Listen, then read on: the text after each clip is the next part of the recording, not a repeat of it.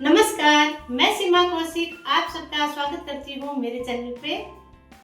आजकल एक चलन हो गया है कि ठंडाई के नाम पे ठंडाई का पाउडर तैयार किया जाता है ताकि झटपट ठंडाई तैयार हो।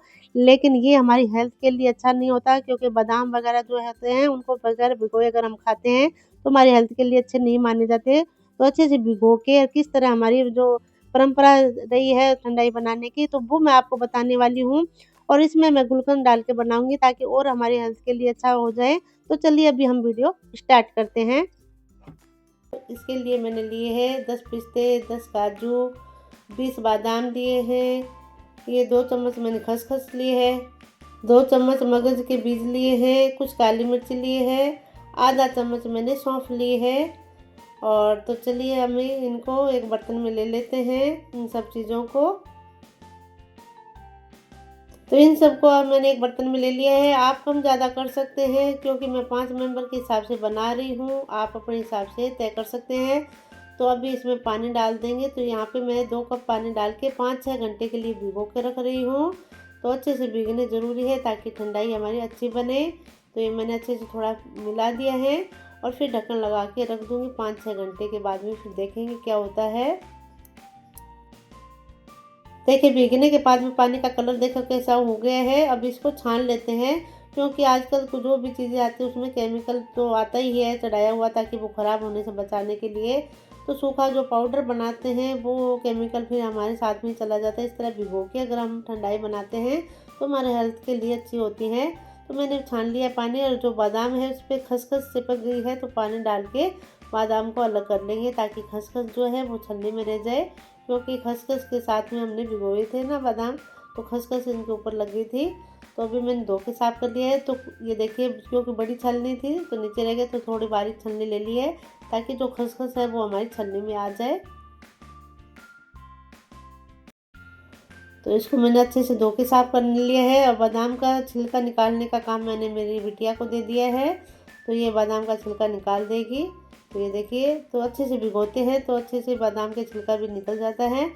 और अभी मैंने बादाम को ले लिया है एक जार में और बाकी जो सामान हमने भिगो के रखा है उनको भी हम छोटी जार में लेंगे। तो क्योंकि जो छोटा जार होता है चटनी पीसने वाला वो थोड़ा बारीक जल्दी कर देगा, बड़ी जार में थोड़ा बारीक फिर टाइम लगाता है।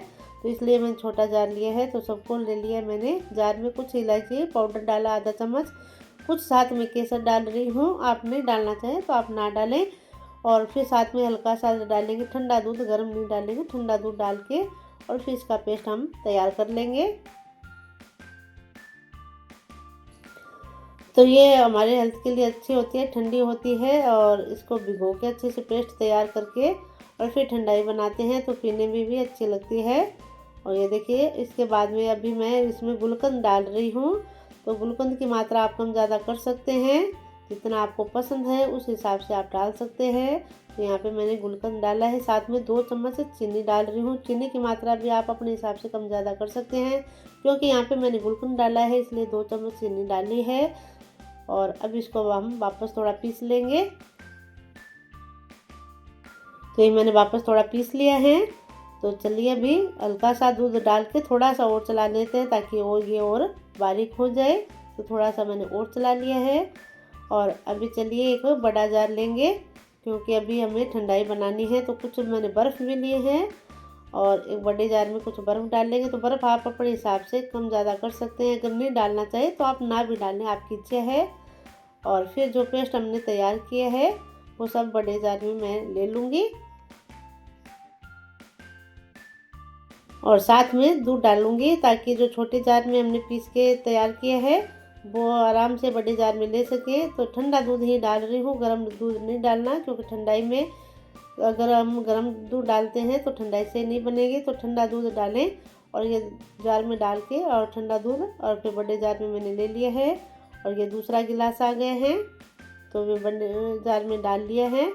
अभी चलिए इसको थोड़ा सा और पीस लेते हैं। तो जितना अच्छे से हम पीसेंगे उतनी ही अच्छी ठंडाई बनेगी। तो अच्छे से मैं बड़े जार में पीस के तैयार कर लूँगी ताकि जो भी हमने बादाम वगैरह डाले हैं अच्छे से घुट जाए। तो जितनी अच्छी हमें फिर ठंडाई चाहिए उतना हमें थोड़ी मेहनत भी करनी होगी। तो इतना मैंने पीस लिया, ये देखिए। तो एक बर्तन में निकाल लेते हैं। चलो, तो ये मैंने बर्तन में निकाल लिए है। और कुछ बर्फ़ वापस डाल के, थोड़ा दूध और डाल के और फेंटने वाली हूँ, क्योंकि मैं 5 मेंबर के हिसाब से बना रही हूँ तो उतना दूध तो मुझे डालना ही होगा। तो आप जितना बना रहे हैं उस हिसाब से दूध की मात्रा तय कर सकते हैं।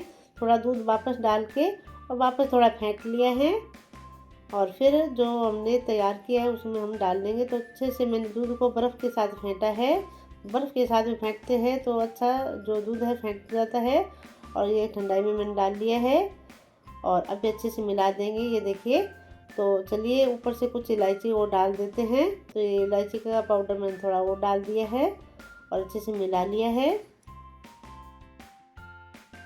तो चलिए गिलास रेडी कर लेते हैं। इसमें पहले मैंने थोड़ी थोड़ी बर्फ़ डाली है, हल्की हल्की, और फिर ठंडाई को थोड़ा सा घुमा लिया है ताकि अच्छे से मिक्स हो जाए। थोड़ा सा इस तरह घुमा लेना है और फिर गिलास में हम डालेंगे। तो इस तरह गिलास में ले लेंगे।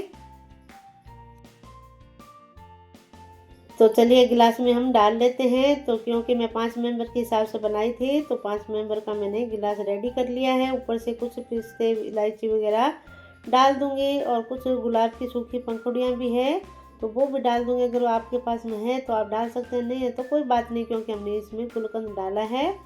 तो इस तरह ऊपर से डाल दिया है। तो ये मैंने किया रेडी और बहुत ही अच्छी जो है हमारी ठंडाई बन के तैयार हुई है। तो चलिए, सबसे पहले मैं अपनी बिटिया रानी को दे देती हूँ। तो बिटिया रानी पी के बताएगी कैसा लगा। तो इसे तो बहुत ही पसंद आया, ये तो बहुत ही खुश हुई। और फिर मेरे पतिदेव को दिया तो पतिदेव को भी ठंडाई काफ़ी पसंद आई और कहा कभी कभी तो ये तो बना ही लिया करो गर्मी में, तो काफ़ी अच्छी लगती है और क्योंकि हमारे दिमाग के लिए भी अच्छी होती है। तो अगर आपको वीडियो पसंद आया तो लाइक व सब्सक्राइब करना ना भूलें, कमेंट अवश्य कीजिएगा। आप सबका बहुत बहुत धन्यवाद। मिलते हैं अगले वीडियो में।